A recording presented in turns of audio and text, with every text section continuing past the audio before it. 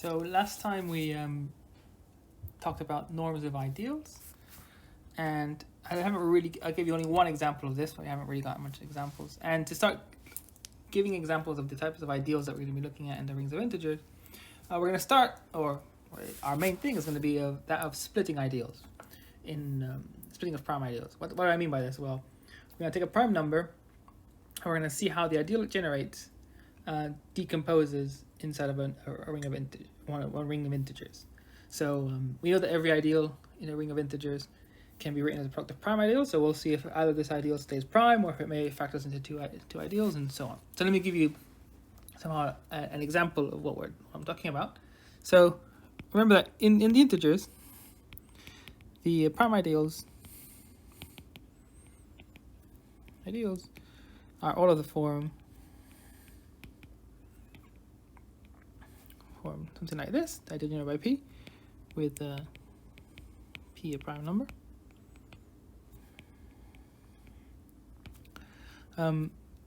This stops being true in rings of integers. For example, if we consider K to be Q square root minus 5 on 1, yes. Then OK is just, we've checked this already, the results that tell us this. The ring of integers is Z square root minus 5. Let me just give you an example of why prime ideals look like this. Then in OK, the ideal generated by 2 somehow is not prime anymore. It somehow becomes this ideal. This is the ideal generated by 1 plus 2 square root minus 5. So it's this ideal squared. So I'm going to call this, say, P2 squared.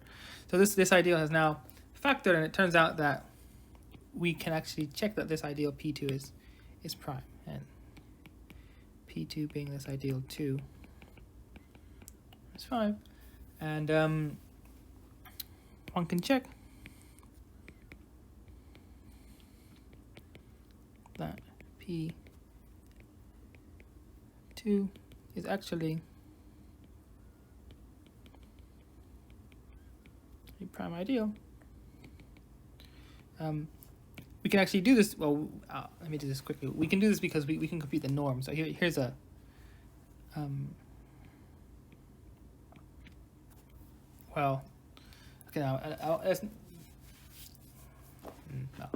me try and say quickly how to do this. So the key thing is note the following. So this is the proof of this thing. Note that this ideal generated by 2 is also the same thing as I should write, so the ideal generated by 2 is the same thing as the ideal generated by P2 squared. So the norm of 2 is the same thing as the norm of this P2 twice, so this norm squared. We know that the norm of 2 is 4, so the norm of 2, we know that this is the same thing as the norm from K to Q of the element 2,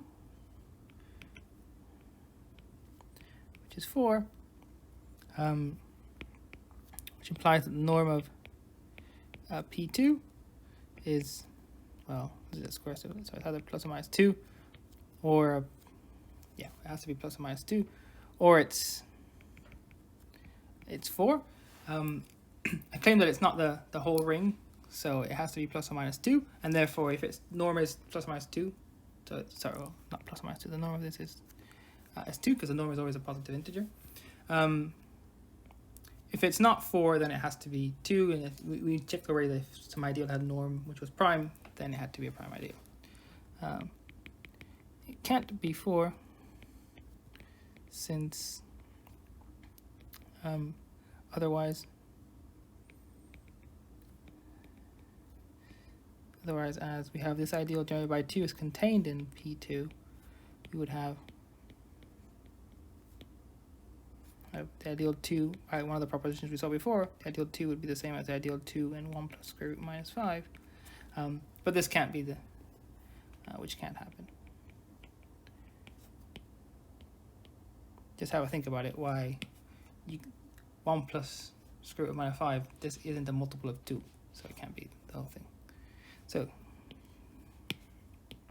the norm of P2 is 2, so it's prime.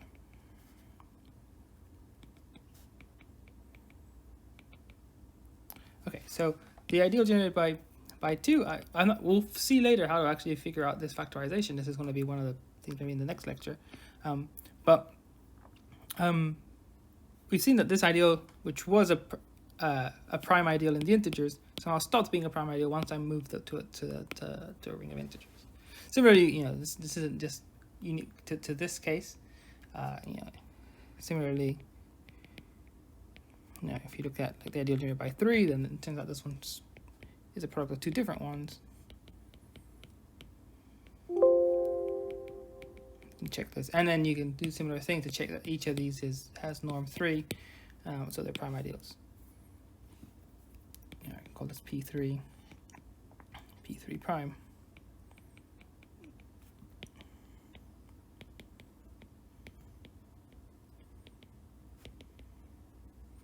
Prime ideals and OK. So our strategy is going to be to take prime numbers, look at the ideal to generate in our number field, or in our ring of integers, and then factor this.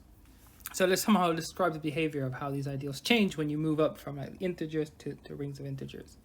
And so we're going to have to give some names for these things. So here's a definition 3.5.1. So going to work not necessarily over the base Q, but over some extensions like K over F be an extension of number fields.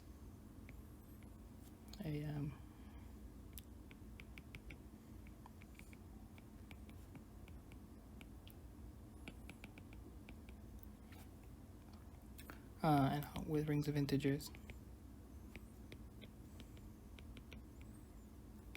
OK and OF as null. So if I have, this notation is different from what's in the notes, but I can't draw what's in the symbol that's in the notes. So if PK it's a number non-zero prime ideal in OK, and PF a non-zero prime ideal in OF, then we say PK lies over PF, or conversely, or PF is below PK, either of the two things. If this ideal, if you look at the ideal PF, and you look at what ideal it generates in OK, so I'm going to do it like this. If we have the following, so if PK divides this thing, so remember that this becomes inclusion, so this means that PF OK is contained in PK, so i.e. So by me putting OK here, I mean take the ideal PF, which is an ideal of OF, and now just look at the ideal that it generates in OK, right? So F lives inside of OK, OF lives inside OK, so this makes sense. So when we have this situation, we're going to say that this PK lies over PF, or that PF lies below. Okay, so this is my definition of lying above or lying below. So here's a proposition that tells us about these primes. So proposition 5.2. So K over F be an extension of number fields.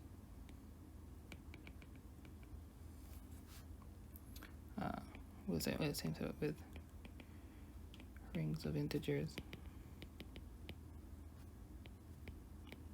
Okay, and OF. What did it say? If PK, say non-zero prime ideal in Okay, and PF, same thing, a non-zero prime ideal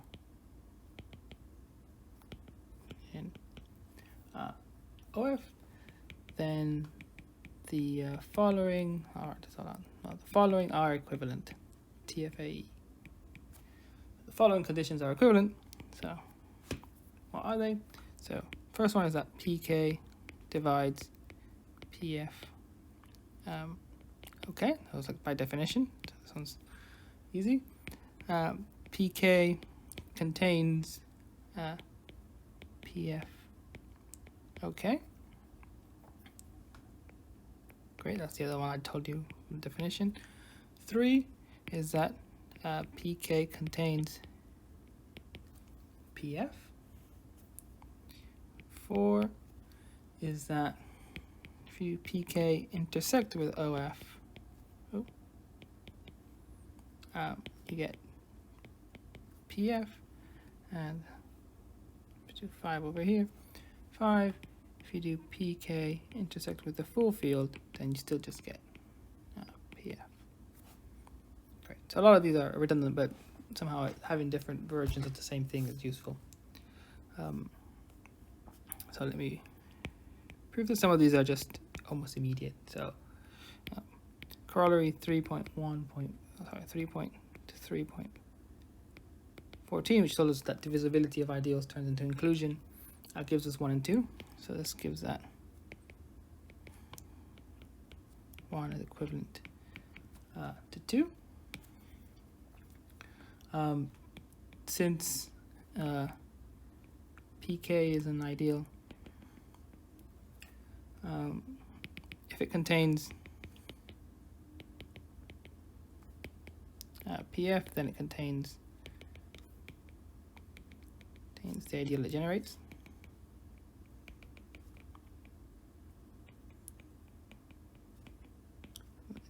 If it contains the PF, then it contains whatever ideal it generates in OK. So it contains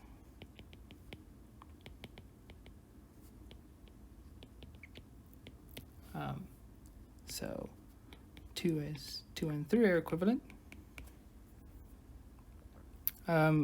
Since P K is contained in OK, because it's an ideal in the ring of integers, and a normal ideal, it follows that we have 4 is equivalent to 5 because it's in the ring of integers. So doesn't matter if you're intersecting with F or with OF, this has to be the same thing. So we just need to prove that we have 1 and 2 are equivalent, or we have 2 and 3 are equivalent, and we have 4 and 5 are equivalent. So we just need to check that 3 and 4 are equivalent. So we need to check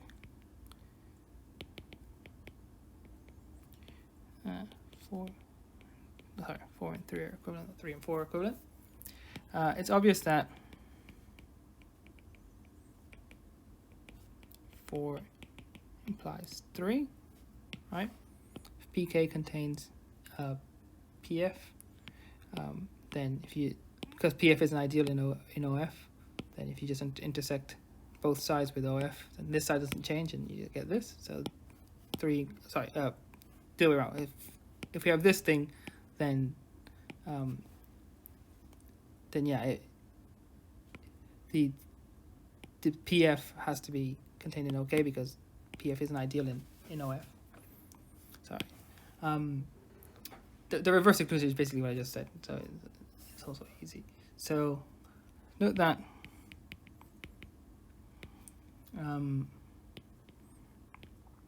PK intersect OF contains, so I need to check 3 implies 4. This is what I'm trying to prove. So this contains PF and is an ideal in OF. So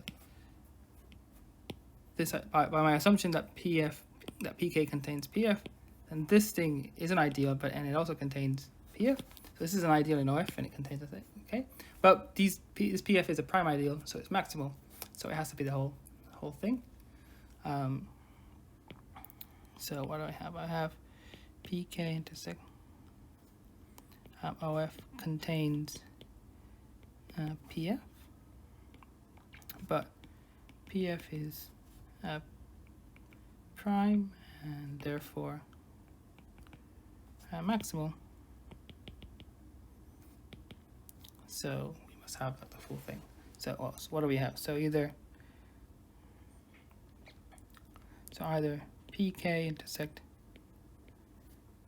So either we have that this ideal is the so either we have this, or we have PK intersect OF is the whole thing OF.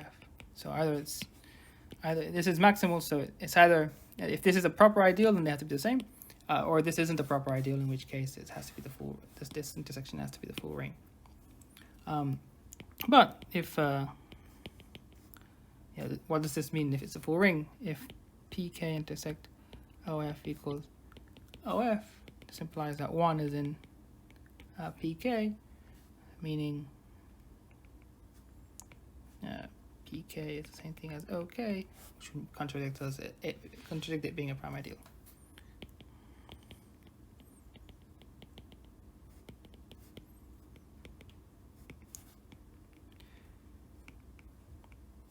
Great.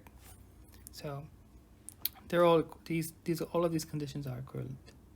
So let me just give you a quick example of this. So let's take my base field to be Q, so FP be Q, and let me take my big field to be Q square root 3. Then let's look at this ideal.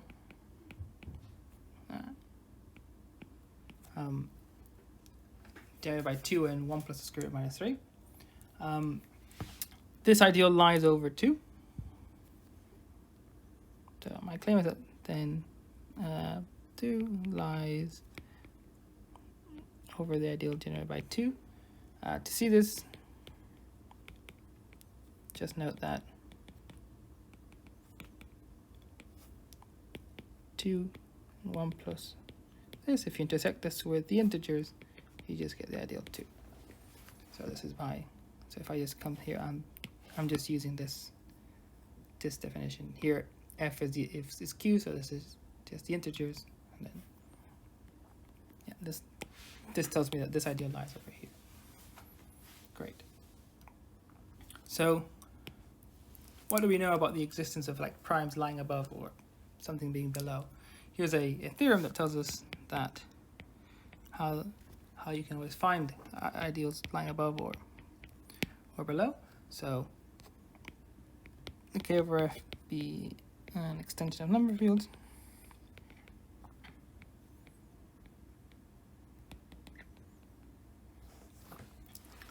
I can bring them integers OK and OF. Then every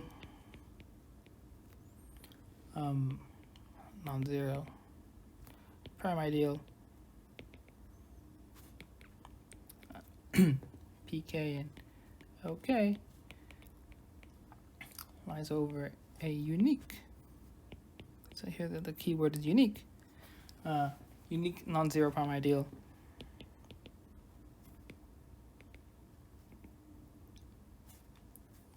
deal. So PK dot PF in OF, and conversely, every non-zero prime ideal in the bottom field. I should have just prime ideal should not just mean non-zero. That way, I shouldn't have to say non-zero every time. But I'm here now, so every non-zero prime ideal PF in OF lies below or lies under at least one non-zero prime ideal.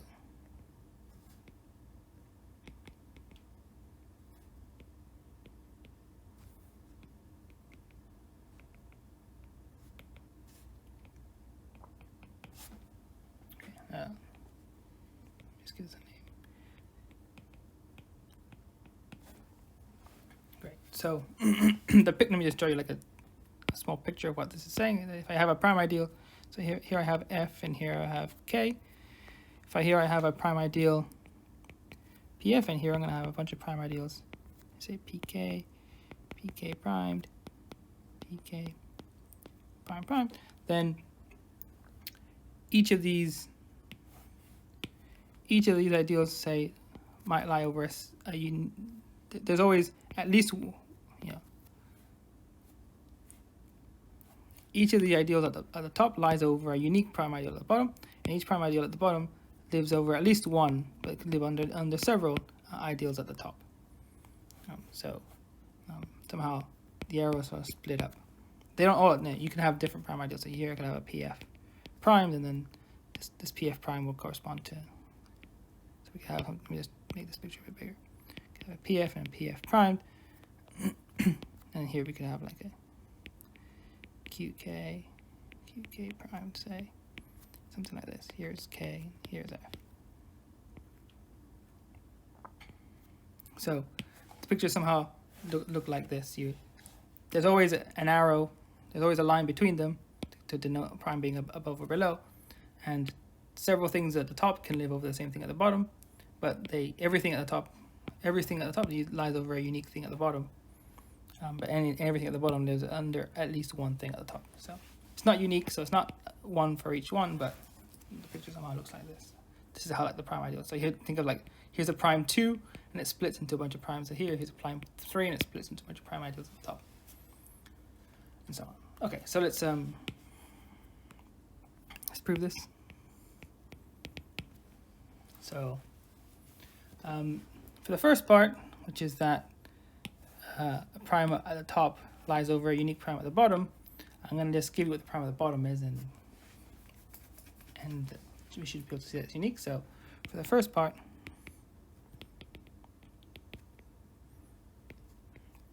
claim that PK intersect OF is a prime ideal in OF. Then by the proposition was 3.5.2, put section 4, we get uniqueness.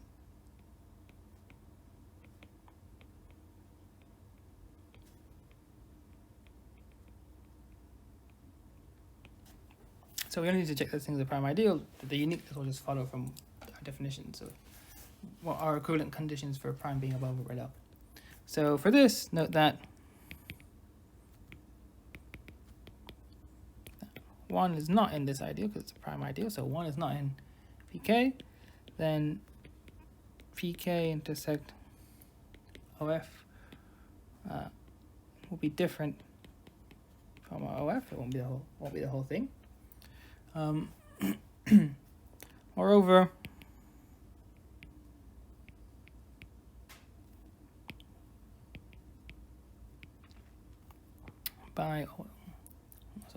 the proof of, I think we saw this in different as well and somewhere else, but by the proof of proposition 3.2.4, we see that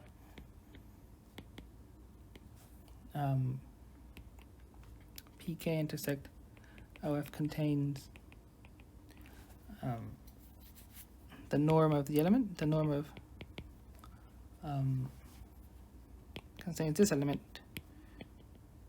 for all A inside this intersection.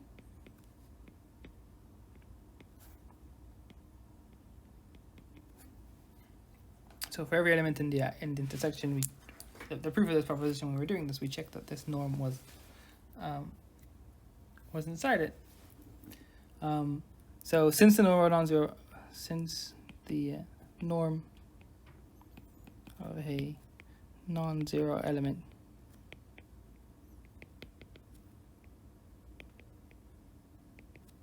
is non-zero, we get that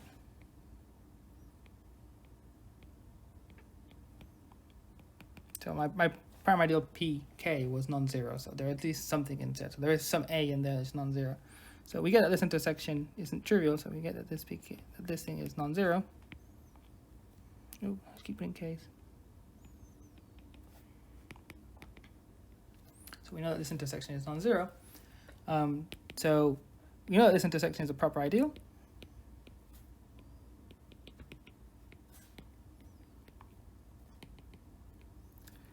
We just need to check its prime.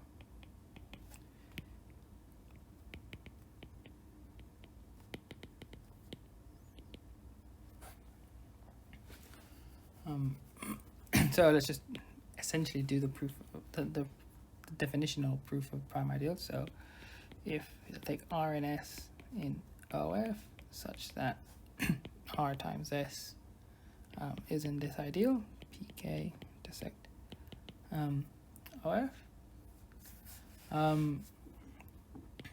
then R times S is in PK. Therefore, R is in. Therefore, one of the two things has to happen because PK is a prime ideal. Therefore, either R is in PK or S is in PK. Since this thing is prime,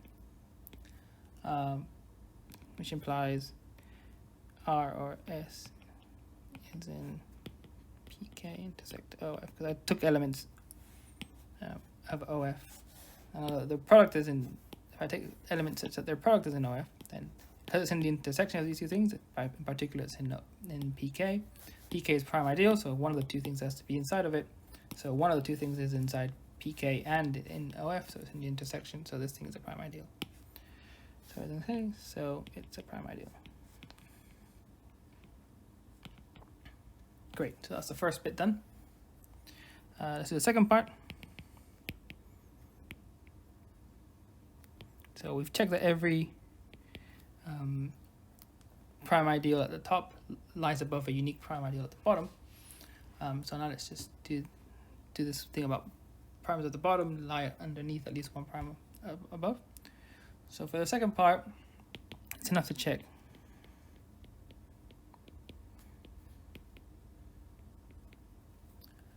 that the ideal PF, this thing is not the whole ring, so the PF doesn't generate the whole thing. Since in this case this will be it'll be divisible by some prime ideal, and then if this is an ideal in OK, I can factor into the prime ideals, and every prime ideal at the top lives above my prime ideal at the bottom. So since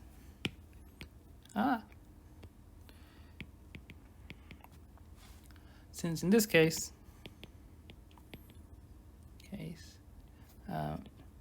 it can be factored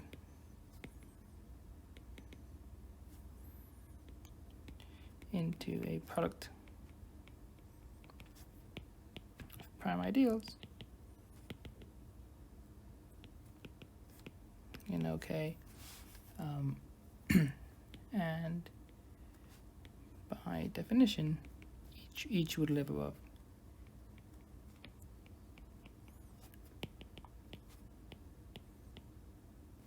I'll just say over PF. So I just need to check that this intersection isn't, that this ideal generator isn't the whole ring. So this ideal isn't trivial. So I want to check that one is not in PF in the ideal generated by this. By lemma 3.3.4, this lemma, which is a strange lemma, which told us that we could find an element inside our field which wasn't in our ideal. We can find some x in F, but not in the ring of integers, not in OF, such that x times PF is contained in OF. Then x times pf OK is contained in OF times OK. This is like the product of the two trivial ideals, which is just OK. So don't worry too much about what this means. This is just, I should just write this as well, OF times OK. So I'm just thinking of this as a product of the trivial ideals. In this case, because we're in the top ring, this is just a top ring. If one was in PF times OK, then X would be in, by this identity here, X would be in OK, but then X would be in OK intersect F, which, a little bit of thought, you figure out that this has to just be OF, contradicting the fact that we took it inside of F, not in OF.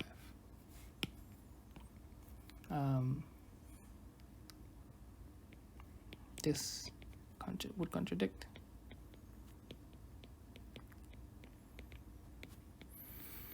Our choice of X.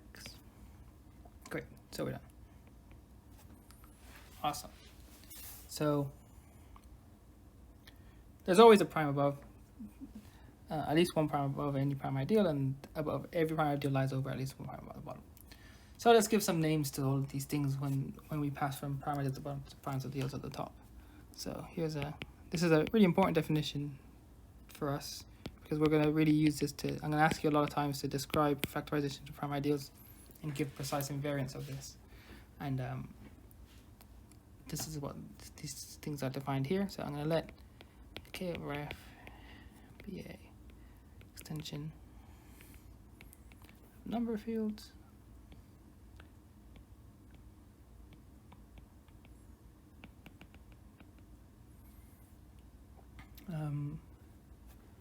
And let PF in F be a prime ideal. Then when I look at this in the bigger ring, so if I look at PF OK, the ideal that generates in the bigger ring, because this is now still a Dedekind domain, I can factor this into prime ideals. I can say this is a product from I equals 1 to R, say number R of say PKI to the EI. So it's a bunch of factor into prime ideals living over K with some exponents. So I'm going to give some names to these exponents. So with these PKI prime ideals in OK and distinct, to say, because I'm using these EIs to group them together. So I'm going to give some name to this EI. So this EI, we call the EI these are called the ramification indices.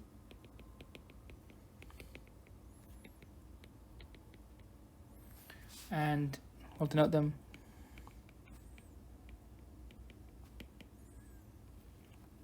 by the following. So we have E, then we talk about what prime it lies over, so PK over PF. So this is my subscript, because this is the ramification in this notation, this is EI. So EI, that the exponent of the PKI, I'm going to denote as E PKI over PF, because this is my ideal and this is what's lying over this PF. So this is my ramification indices, and I'm also going to define something called the residue degree as follows. So now, if I let PK lie over PF, recall that. So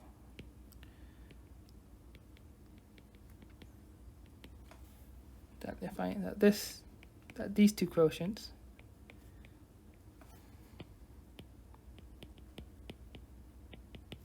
again, these are prime ideals PK and PF. These are both finite fields, which I'll denote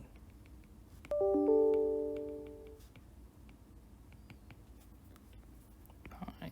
So I'm going to do like little k, say pk, and little k pf. So this is, again, this is standard notation, little k's for these fields. I'm sorry, there's lots of k's going around. But these two things, this is a prime, the ring of integers quotient out by a prime ideal. We know the prime ideals are maximal, so we know this is some finite field. Same for this one. I'm giving this one the name pk, and this one the kpk and kpf. All right, these things are called the residue fields. So we know these things are fine. These are called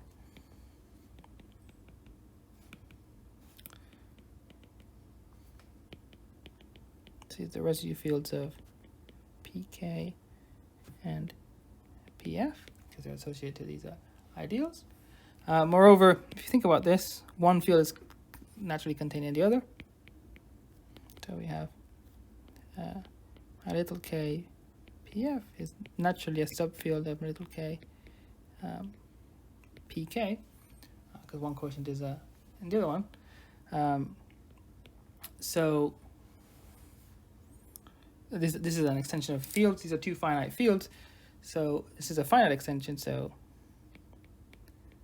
oh, wrong k. Little k pk to little k pf is finite. So this number, this degree is finite, and we call this, well, there's two different names. It's going to be called, it's called the inertial degree. Or sometimes it's called also the residue degree. We'll probably just mainly call it the residue degree. So the residue degree of pk over pf, and we will denote it by f of pk over pf. So it's this degree. So let me just recap this again. So I take my prime ideal in my bottom field. I factor it in my top field. When I factor it, I get some exponents, EIs. These EIs are called the ramification indices, and I'll denote them like this to denote the prime above and the prime below. Similarly, for each of these prime ideals, pk and pf, the quotients that they generate are going to be finite fields, which I'm calling k, pk, and kpf. These are finite fields, and I call these the residue fields of each of these prime ideals. And one of these fields is contained in the other. The one of f is contained in the one of k. So this is a one finite field contained in the other. So it means that the index, the degree of this extension is finite. This is some finite number, so some integer, and this number is what we call the residue degree or inertial degree, and we denote it by f of pk over pf. Okay, it's quite a handful, but these ramification indices and residue degrees somehow describe to us how the prime ideals factor. So here's a proposition about how these things behave. So proposition 3.5.6. So the notation really gets horrible. This is going to be as horrible as the notation that it gets. So I'm going to have three fields. So let f be contained in k, be contained in l. Be number fields. And I have, so pf contained in pk, contained in pl, prime ideals. In respectively in OF, contained in OK, contained in OL. Great. Then, what does this result tell me? It tells me that the ramification degrees and residue degrees are multiplicative. So the residue degree of E of PL to PF, so it's like a tower law for these things, it's the same thing as E of PL to PK times E of PK to PF. And similarly with the residue degrees, so E of PL to So this is the ramification of the full field from L down to F is the product of this ramification and this ramification. And then the other one is the analogous thing. So here I have PL to PK and then F of PK to PF. Great. So these things are multiply. So this is almost immediate. So proof for the F's, this is just the Tower law.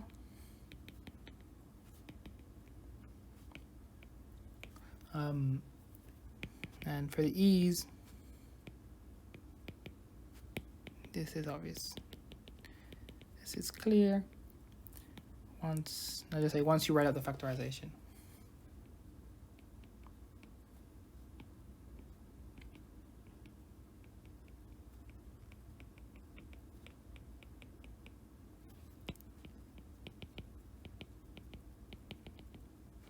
So remember, the E's were just coming from, I take my ideal and I factor it. So I factor in my first field, it looks like this. I'll take each of these ideals, PKI, and factor in my bigger field. And there's going to be some other E's showing up, and then they're, in the full field, then it's going to be the product of the E's showing up, and so on. So this isn't hard. So let me just finish this part one of this thing with the following theorem, which somehow relates these EIs, the ramification degrees, the residue indices, the ramification indices and the residue fields to the residue degrees to the degree of my number field. So here's the theorem. And I'm just going to prove it in one specific case, but the full proof, the full result will be, by the end of the course, we'll be able to prove the full result. It'll just be some an exercise, but to prove this without using things from the end of the course would use a lot of, so to prove this in full generality without using things from the end of the course would just be a lot of a pain, a lot of detour. So might as well just leave it. And this is the one that we're going to care about anyway. So let K be a number field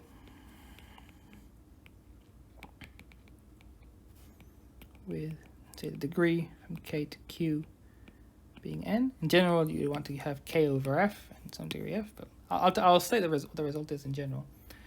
So if I feel like this with, say, P a prime number, and I take P some prime number, if PI's are prime ideals in OK dividing,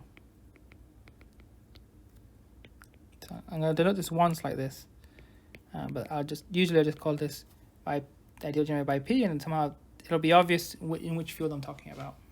So like maybe I could put a K here to say this is the ideal generated by P in my big field K. This is my rational prime P. So I have if I take this ideal, the prime number P, and look at what it generates, this generates an ideal, and I can factor it into prime ideals, and I'm saying that I'm calling these PIs. Then, what do we have? We have the sum over the i's of E of the ramification indices times the residue degrees is exactly n, which is the degree of my field. So this would be very useful because at some point, say, I'll ask you to find the residue degrees of the possibilities for the residue degrees, or for the residue degrees, or for the ramification indices. I'll ask you for the possibilities of them, and then you'll know what degree your number field is, and say if you know what the residue degrees are, then you might be able to figure out what the possibilities for the EIs are, and so on. So this is the result I want to prove, and this isn't hard to prove. So proof. Let me just simplify my notation. I'm going to let EI denote E of PI over P, and FI denote F of PI over P. By definition, we have the ideal generated by P is P1 to the E1 to, say, PR to the ER. This is how we were defining our residue, our ramification indices, by just factoring our prime. So now take norms of both sides.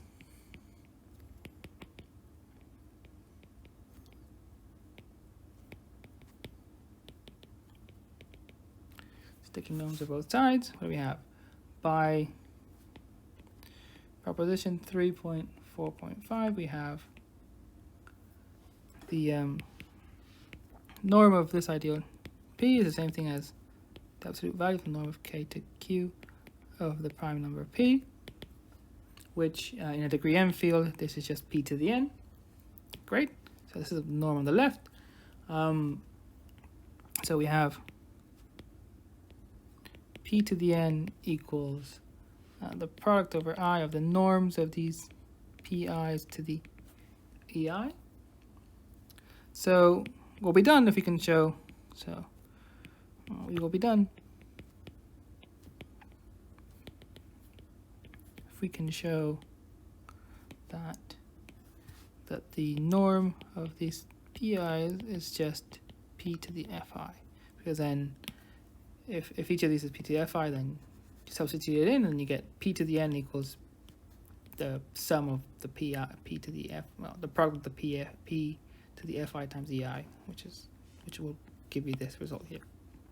Great. So we just need to show that the norm of these prime ideals. So we know these are prime ideals and their norm is going to be a prime power. What I'm saying is that the prime power that you're going to get is exactly the residue degree. So note that, so as I just said, this thing is finite.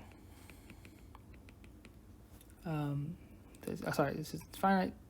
Well, it's a finite field, and also an extension of Fp, which, if we go back to the definition, is what I would call little k of P, and the degree of this extension is my residue degree. My degree of this is k of the k. I'm going to call this ki. Well, just little k of pi to little k of p, which is by definition what Fi is. Therefore, what do we have? OK mod p to the I is just isomorphic to as vector spaces as to this.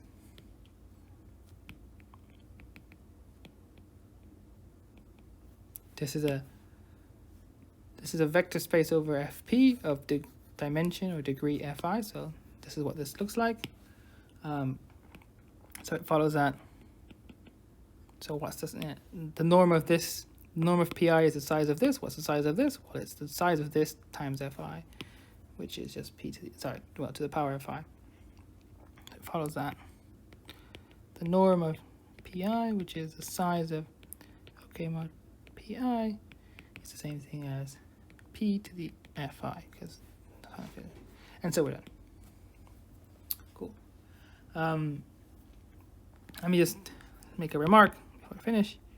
Remark. This holds more generally for K is over F. In this case you have something like the ideal generated by well, in this case we have something like the degree of this. You can see the precise statement in the notes, but you see that the degree of this will be like the sum over I of E P K with the notation that we had above, PF times F of PKI to PF. So it holds more generally where my base field isn't Q. It can be some number field F. And to prove this, we could prove this if we had the following proposition, and it's this proposition which I won't prove until, well, or you won't prove until the end of the course. It might be an exercise towards the end of the course, or not. I'm not sure. So proposition 3.5.8. You can think about it. We'll be able to prove this later, which is the following. This would follow. Let me just write down. This would follow, or this follows, because we will use this result in full generality. So this follows from the following, proposition. This follows from the following proposition. So if I let K and Q be number fields. So the trick in proving this was to take norms. So if I had K number fields with the degree of the extension being n, and I let A in OF be an ideal, and I let let me call this AF, and I let AK be in some ideal, then be the ideal generated by AF in my full field, then the norm as ideals of this that it generates in the big field is the same thing as the norm of my little ideal to the degree of my extension. So this thing, think of it, well, you can try and prove this, but to prove this with the technology we have now is just a pain. There's a very slick proof to do right at the end of the course that one can do for this. Proof, I don't know. I'll just say think about this at the end of the course.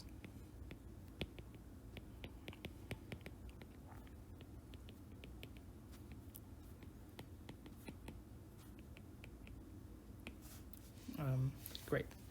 But, well, this more general statement of how ramification and residue indices